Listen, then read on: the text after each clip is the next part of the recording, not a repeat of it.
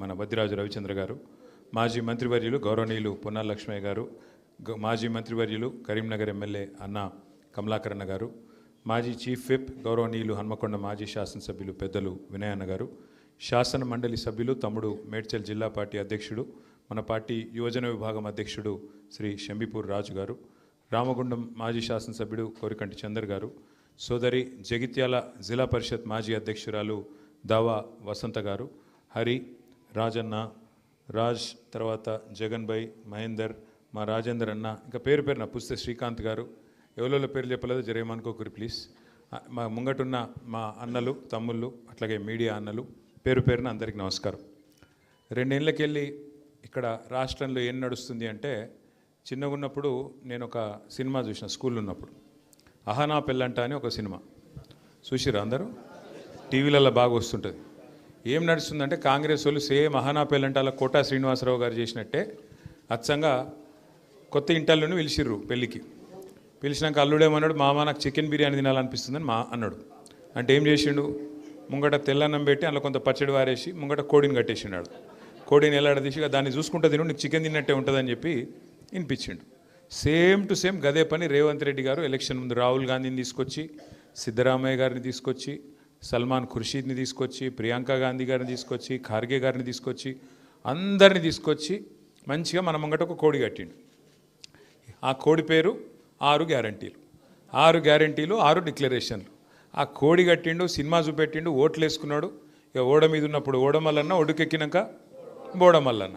ఇప్పుడు ఏమైందిరా బాయ్, మరి ఏం సంగతి చెప్తలేవు, ఏం సంగతి 100 రోజులు అన్నీ చేస్తా అంటివి, ఏడబోతివి ఏం సంగతి అంటే ఇప్పుడు కొత్త కథ ఎత్తుకున్నాడు. నాకేం తెలుసు, ఇక్కడ లంకె బిందెలు ఉంటాయనుకుని వచ్చిన, లంకె బిందెలు లేవు కాబట్టి నేను చెయ్యా. పోనీ డైరెక్ట్గా చెయ్యా అని చెప్తాడంటే చెయ్యా అని చెప్పాడు. నిన్న పోయిండు యూసఫ్ గూడకు, ఇప్పుడే మా కమలాకరణ అంటుండు పక్కకెళ్ళి. యూసుఫ్ కూడా కేవలం పిలిచినట్టే, అదే కొన్ని సన్మానాలు ఉంటాయి. ఎట్లా అంటే మన దండ మనమే తీసుకుపోవాలి, మన షాలు మనమే పట్టుకపోవాలి, అట్లే మనను కపెటోని కూడా మనమే కొంటపోవాలి. కొంటపోయి బల్మీటికి మనది మనం సన్మానం చేయించుకొని ఆడికెళ్ళి రావాలి. పెట్టుకున్నాను నిన్న అక్కడ ఒకటి పెట్టుకొని పోతే పెద్ద ఇక చీఫ్ మినిస్టర్ వస్తుండు, డామ్ డూమ్ డీమ్ డామ్, వేల మంది స్వచ్ఛందంగా తండాలుగా రండి అంటే ఆడ బారాన కుర్చీలు ఖాళీ ఉన్నాయి. వచ్చిన వాళ్ళు కూడా ఒకళ్ళు అడు చూస్తుర్రు, ఒకళ్ళు ఇడు చూస్తుర్రు, ఎక్కడ కూడా ఏం లేదు. ఇక ఆడ పోయి ఏదో లేనిపోయిన ఆవేశం తెచ్చిపెట్టుకొని డైలాగులు కొట్టిండు కొన్ని. అయితే అక్కడ పాయింట్ ఏంటంటే పోయిండు, సరే ఏదో మాట్లాడిండు, కానీ కొన్ని గమ్మత్తుంటాయి. అప్పుడప్పుడు మనకు తెలియకుండానే కొన్ని నిజాలు బయటకు వచ్చేస్తాయి. రేవంత్ రెడ్డి గారు చాలా చెప్పిండు నిన్న, నేను ఇట్లా నేను అట్లా అని చెప్పి ఆఖరికి ఒక మాట అన్నాడు, నేను చెప్పిన ప్రతి మాట నిలబెట్టుకుంటాను, నేను చెప్తలేను, నేనేం దేవుని కాదు. మాకు అది ఎప్పుడో ఎరికే. 2 ఏళ్ళ కిందటే మొత్తం తెలంగాణ ప్రజలందరికీ అర్థమైపోయింది, నువ్వు ఏందో, నీ కథ ఏందో, నీ ఎత్తెంతో, నీ పొడవెంతో అన్నీ తెలిసిపోయినాయి. ఇప్పుడు ఎవడు నమ్మేటోడు కూడా మార్కెట్లో లేడు. వాస్తవం ఏంది అంటే ఈరోజు రాష్ట్రంలో కాంగ్రెస్ పార్టీకి ఓటు వేయాలి అని ఉత్సాహంగా ఉరుకులాడేటోళ్ళు అయితే ఎవరు నాకు తెలిసి అయితే వాళ్ళు కనబడతలేరు. రైతులు చూడండి, వాళ్ళ రైతు ఏ రైతైనా సరే రాష్ట్రంలో ఈరోజు మొత్తం మంత్రులు జూబ్లీలు చుట్టూ తిరుగుతున్నారు, గల్లీ గల్లీ గల్లీ గల్లీ తిరుగుతున్నారు, గల్లీ లీడర్ల కంటే అధ్వానంగా తిరుగుతున్నారు. అక్కడనేమో కింద ఆదిలాబాద్లో పత్తి మార్కెట్లోకి వచ్చింది.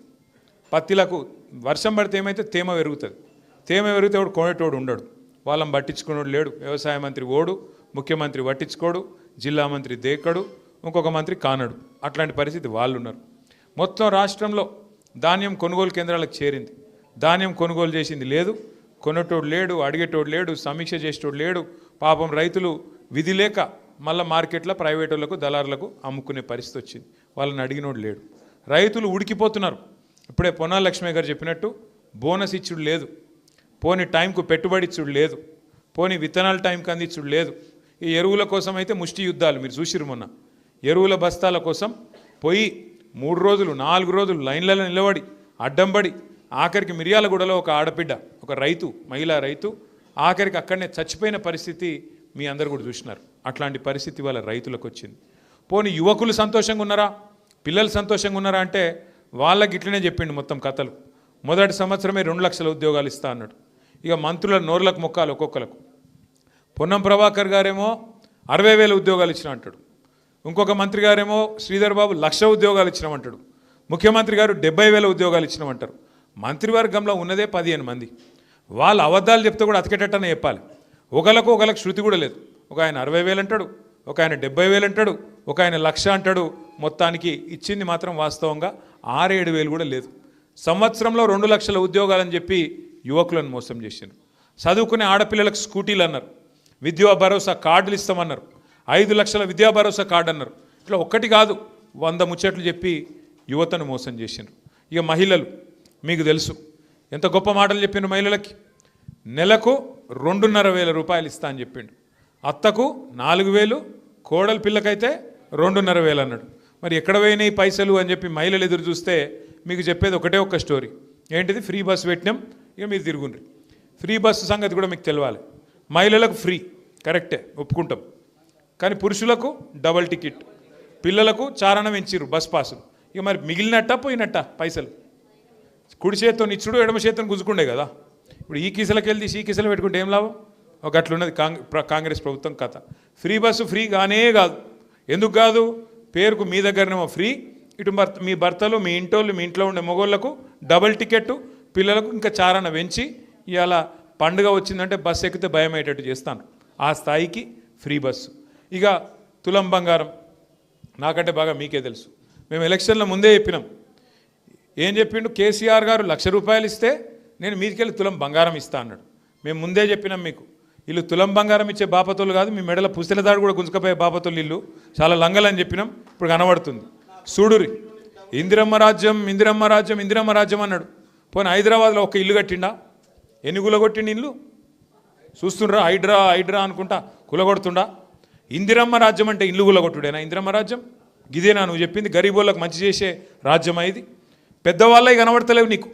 మూసీని అడ్డంగా కట్టి పెద్ద పెద్ద బిల్డింగ్లు కడితే అవి కనబడతలేవు హైడ్రాకు. రేవంత్ రెడ్డి కానీ అన్నగాడు చెరువుల కట్టిండి ఇల్లు, అది కనబడతలేదు హైడ్రాకు. కానీ గరీబోళ్ళు, ఏ దిక్కు లేనోళ్ళు, బోరబండల, రేమత్ నగర్ల, యూసుఫ్గూడల, అట్లాగే షేక్పేట్ల మీరు కట్టుకున్న 60 గజాల ఇండ్లు, 40 గజాల ఇండ్లు, అందులో మాత్రం హైడ్రావానికి ఎక్కడ లేని రేషం, ఎక్కడ లేని ఆగం వచ్చి ఇండ్ల